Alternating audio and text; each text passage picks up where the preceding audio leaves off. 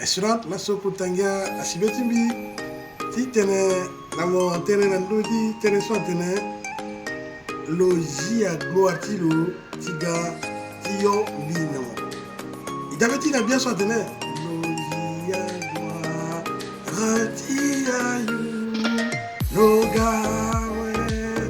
ti musalu Jésus Christ kondoni kwe ya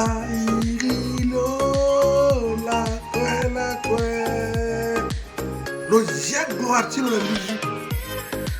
lo gadi tene lo yambi na mo na luzu ita biti tene mo pande ti mbeni mlenge ti bia so lo ke vive na yati palais royal lo tene la so de sigi ti gura giki kwa ga patagi na di palais ya kanga lega ni bidi bai so ko passer a gigi lo sigi lo ba commence à souffrir kana tereta zo ko bela na tereta la jara akagbozu melo tene ni kisa tunga tene wa solution so pas même na ngeti koli ate non na ni ka ni vivre na santé magezo ni wara aso ko ko betara tiape ni la lo ba meni koli de ga du mu bongo di zo si bongo du tik bien mu na meni koli kana tereta meni koli to so meni koli la du bongo di bien akaso ateri lozo abana kora ko mati mo ko ta bongo di bien jusqu'à bon de ateri fo di mo na di pale le ko ta di pale tu go kon tera o le di pale le gwe fo so di pale o go di pale mati ko ba di pale la lo ko di vivre ton dans so di pale fa de so lo so lo ke mo di bien ni lo go di ndati ko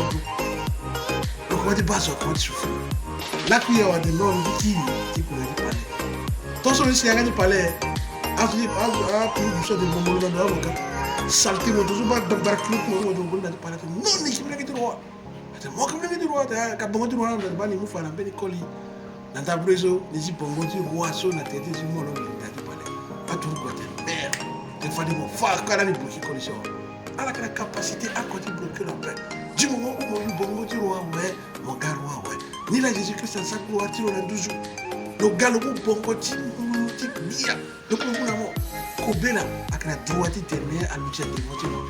kobela akaduti étonné ak ba comment on peut signer na yani pauvreté ak ba comment on peut signer na yati pauvreté pour dire mais le soir nous pauvre sur la paix parce que nous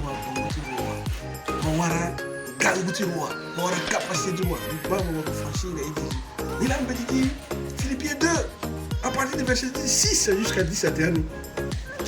loyeke les gars qu'on n'a pas guéri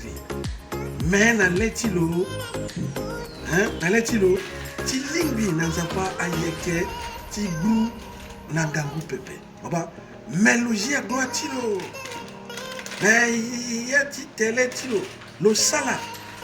verset mais logie a gloire tilo lo kamata tele timba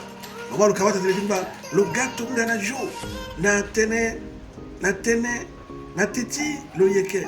na tele ti jo lo sala lo veni kete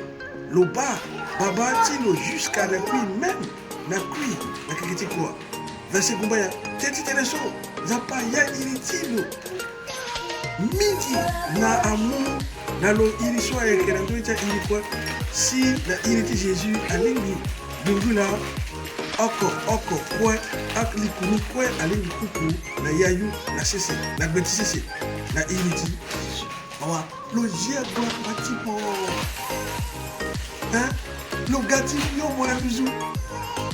lo ba comment puta pe so que la ti bizu lo gati lo ba si wati mo ma ke pe na lo gati lo na pe lo ba si wati mo be vivre ya tanzika na lo ga fa de lo bongo tilo ti richesse lo muna mo lo zinzinga timo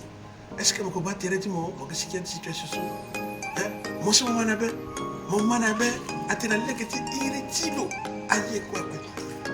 a situation mo ke traverser so comment était la situation la legeti iti Jésus soit gloire toujours aga akwinga timbi bibala ko kuku na kweleti mo na iti Jésus dina mo jia ngati mo na mweso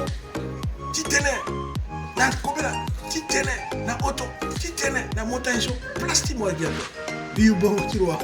fa de so mi tabula na yati royauté fadisho ni kitambula na yati voyo fadisho bi ki encore na ti kojo dozo tala de mi mission espérant ali mo dia mentalité zo on va terminer